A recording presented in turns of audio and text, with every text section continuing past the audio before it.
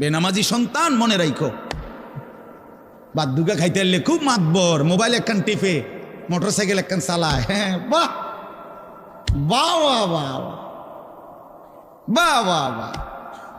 আর কি আর ধরে কে? আমার একটা মোটরসাইকেল আছে, আমার একটা মোবাইল আছে, আমার কিছু বন্ধু আছে যারা আমার সারাক্ষণ অসৎ সঙ্গ দেয়।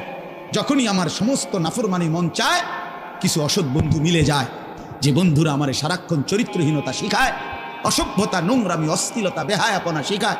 এমন কিছু বন্ধু যার মিলে গেছে, একটা মোটরসাইকেল মিলে গেছে, একটা মোবাইল মিলে গেছে, তো নারীর ছবি, আড্ডা, জিনা, ব্যভিচারের দৃশ্য, মদের আড্ডা, জুয়ার আড্ডা, নারীর আড্ডা, নারীর আলাপ, অথবা মোবাইলের অস্থির ছবি দেখা, এই জিন্দিগি মুসলমান? এর জন্যই আল্লাহ তাআলা আমাদেরকে মুসলমানের ঘরে বানাইছিলেন।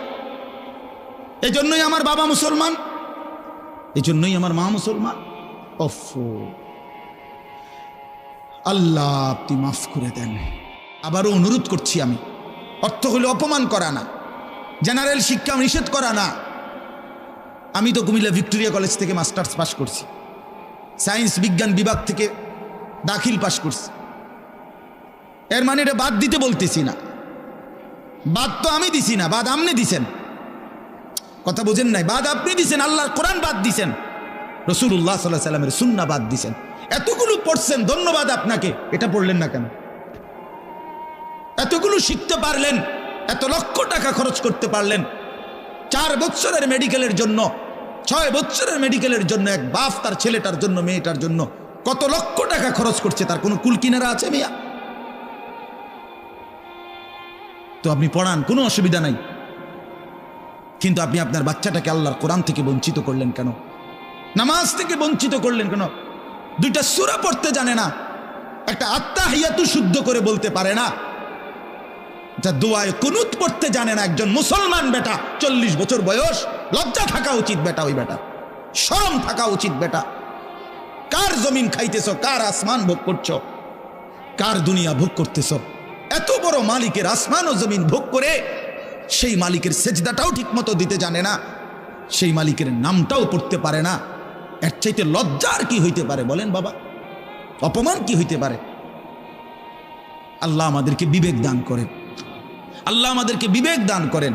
বিবেক থাকা চাই, বিবেক থাকা চাই। কোরআনুল কারীমের মধ্যে আছে, আল্লাহ তাআলা বলছে, একটা সাংঘাতিক কথা আছে কোরআন শরীফে, ফাবিআইয়ি হাদিসিন বা'দাহু ইউমিনুন। আমার দিল নড়ে কোরআনের এই আয়াত শুনলে, কলিজা সুদ্ধা কাইপা ওঠে।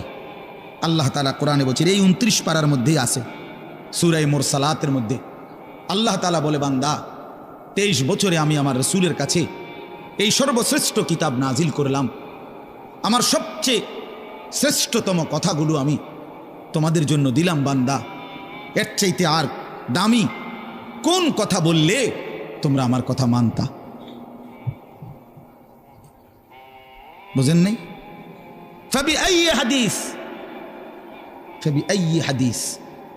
আল্লাহ বলছে, বান্দা এরপরে আর কি বললে, এর চাইতে দামি কথা আর কোনটা বললে, আর কোন কিতাব নাজিল করিলে, আর কেমনে বললে?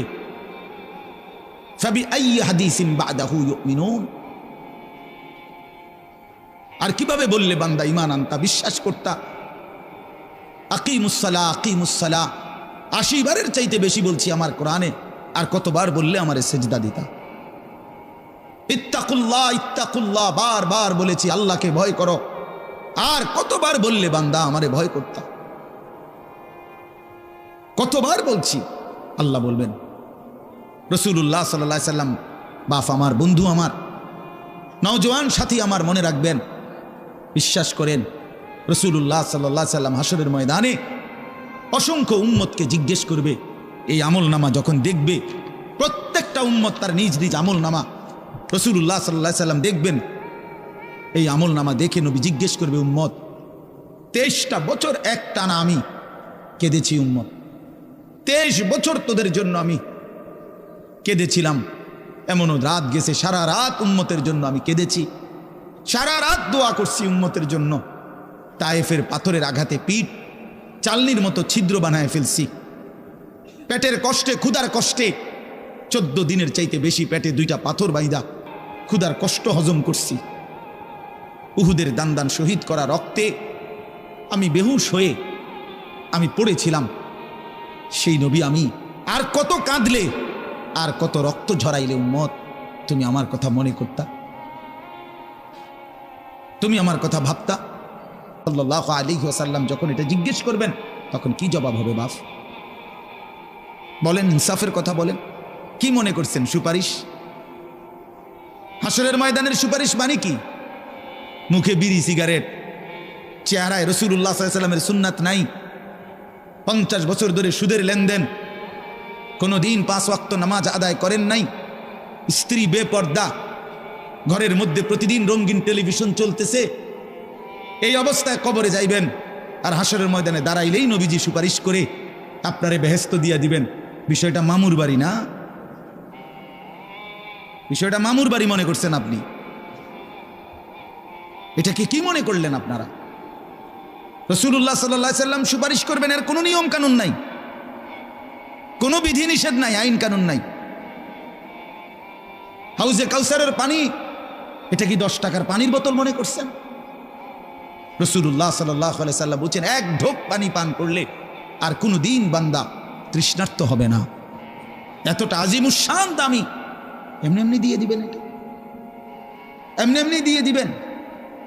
দয়া করে ভাবতে শেখেন, নিজের ভালো বোঝেন, নিজের ভালো, নিজের ভালো। আমি যেই সূরাটা পড়ছি, এই সূরাটার নাম হলো সূরা মুলক, 29 নম্বর পারা, কোরআনুল কারীমের 67 নম্বর সূরা। এই সূরাটার নাম হচ্ছে সূরা মুলক। এই সূরার 3টি আয়াত, 12, 13, 14, এই 3টি আয়াত আমি আপনাদের সামনে